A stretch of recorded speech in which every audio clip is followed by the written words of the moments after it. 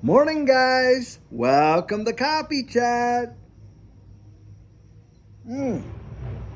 Well, guys, I have to be honest. I had a few sips of coffee before I actually got on today, so sorry about that. Normally, I share my very first sip of coffee with you guys, but I just couldn't wait. So, anyway, guys, what's going on in the world, man? Like I was saying yesterday, is absolutely crazy. And in fact, it all looks like it's been all pre planned. Well, the article I was reading today, if it doesn't solidify what we've all been feeling, I don't know what could. In this particular article, you got Canada along with the Netherlands putting out there in the UN a declaration with respect to online disinformation. And what is this all about, guys? This is all about, and what they're calling it, believe it or not, and if this isn't doublespeak like you have ever heard it, they're calling it information integrity. Oh, yeah, another real wild name for censorship.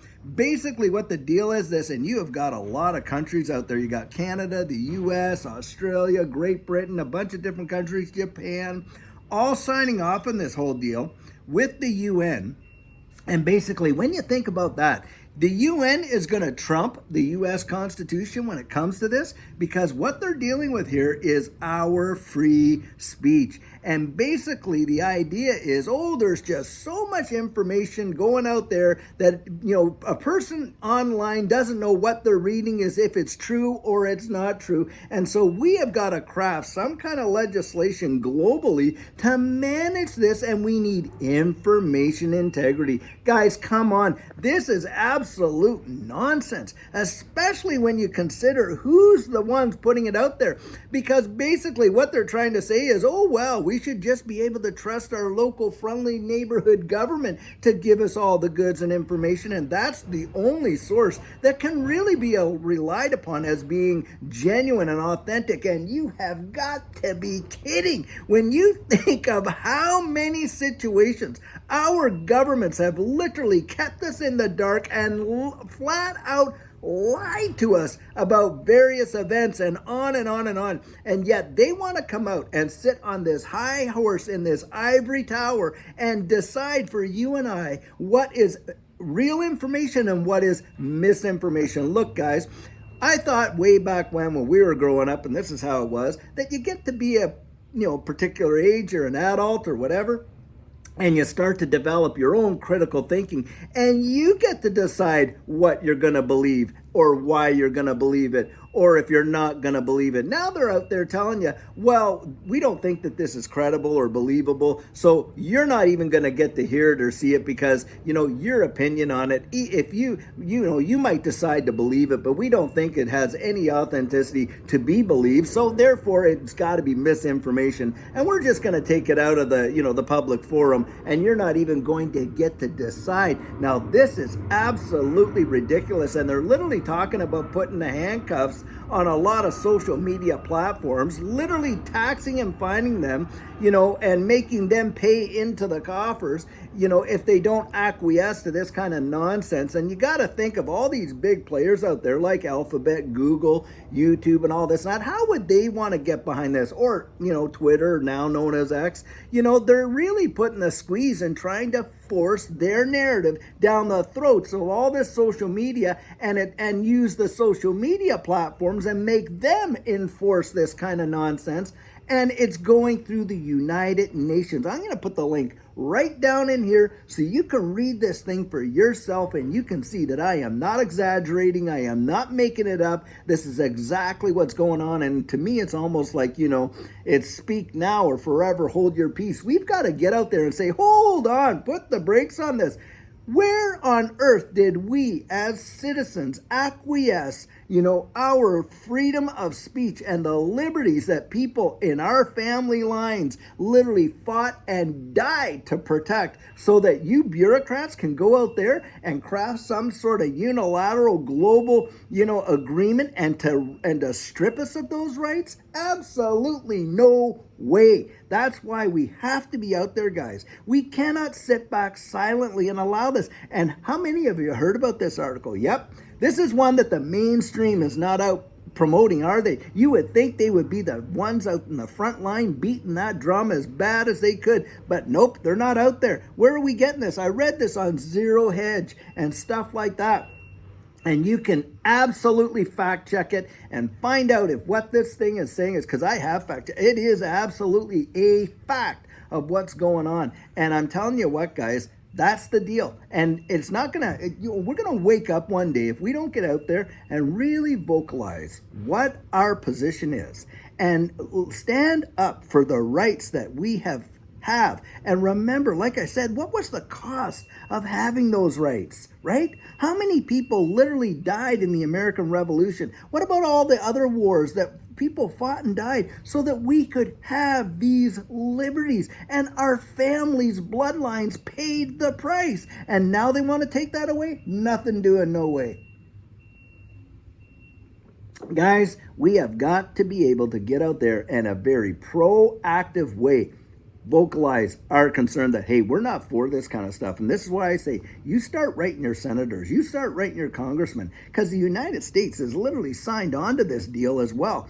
And, you know, my country of Canada, my home country where I came from, and listen, I'm a permanent resident here in the United States. My children are U.S. citizens, and boy, I cannot wait to take the Pledge of Allegiance. I'll tell you what, and I'm not too far from doing it, guys. I've been here for a good while. But needless to say, my home country in Canada, it does not even represent the nation that I grew up in. You would not even believe the amount of, censorship that's going on. Do you realize that on Facebook and other platforms and stuff like that up there, that they don't get the news feeds that we get down here in the United States? They don't even get to see them. And in fact, when we try to text various news items over to our friends and say, hey, take a look at this, they click the link, it's blocked.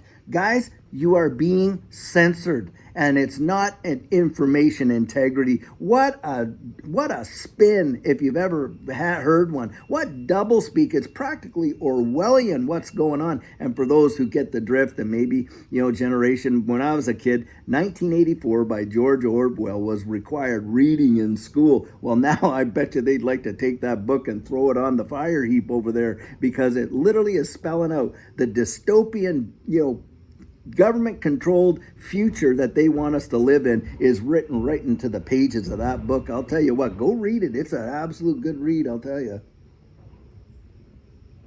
And another book to really look in there is Animal Farm. Wow. Powerful, powerful allegory. Read that book too. Big, big, big. Guys, this is why I'm coming out here and saying this, because we all need to have this out there. We all need to know, look, we're not about, we're like I say, wise as serpent, harmless as doves. It's about defending what the rights are. Do we want our children and our grandchildren to be able to grow up as free-thinking, conscientious individuals? We're not talking about hate speech or ripping people apart. As far as I'm concerned, hey, when I was growing up, in Sunday school, we used to sing a song, Jesus loves the little children of the world. Remember that one? Red and yellow, black and white, they are precious in his sight. Jesus loves the little children of the world. I was not raised. There's only one race, guys, as far as I'm concerned, and it's called the human race. We're all in this together. That's who we are. And this is why I say, look, for all of us, we want to get, it's not about protecting hate speech and all that kind of garbage, and you know what I mean? But it's about going out there and protecting the absolute liberty for a person to be able to chart their own course and the pursuit of happiness, life, liberty, the pursuit of happiness. Those words mean something, and we've got to be, or we're going to lose that and not have the right to pursue that. And that's why I'm out there saying, hey, listen, we got to be able to get out there and share our point of view and have forums where we can do that without being under the threat of being labeled a disinformer or putting out misinformation and on and on. I mean, this is really going on. And if it matters to you, get out there and say something, because the day may come when it's already all etched out in stone and there will be no change in it. And then who's crafting the narrative? Guys, it won't be you and I being able to go out there and do our free thinking. We know what totalitarianism looks like. You just have to look across the wide world and see what's going on in these countries that employ this stuff and all the social credit scores and everything that goes with it. Is that not the world you want your kids and grandchildren growing up in. I'll tell you, for me, it is absolutely not. We want to have the liberty and freedom to be able to go out there, live in a society where everyone is respected, and you have an opportunity to present your point of view, and someone else has an opportunity whether to accept it, believe it, or not. But you as individuals, we as individuals get to make that decision. We don't need a bunch of parental people holding over us to make that decision for us. At least that's my 2 cents on the matter, and I really hope you get my heart on it.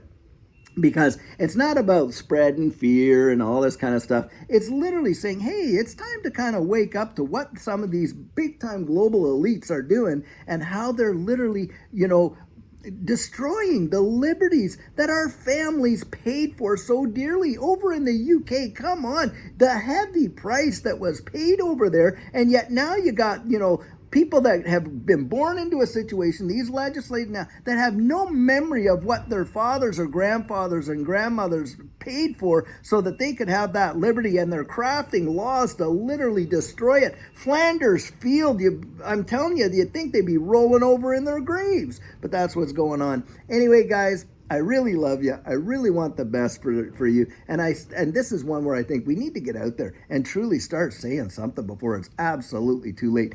Anyway, hey, I hope you're going to have a fabulous Thursday. Until later on, when we have an amazing video for you, have a great one and take care.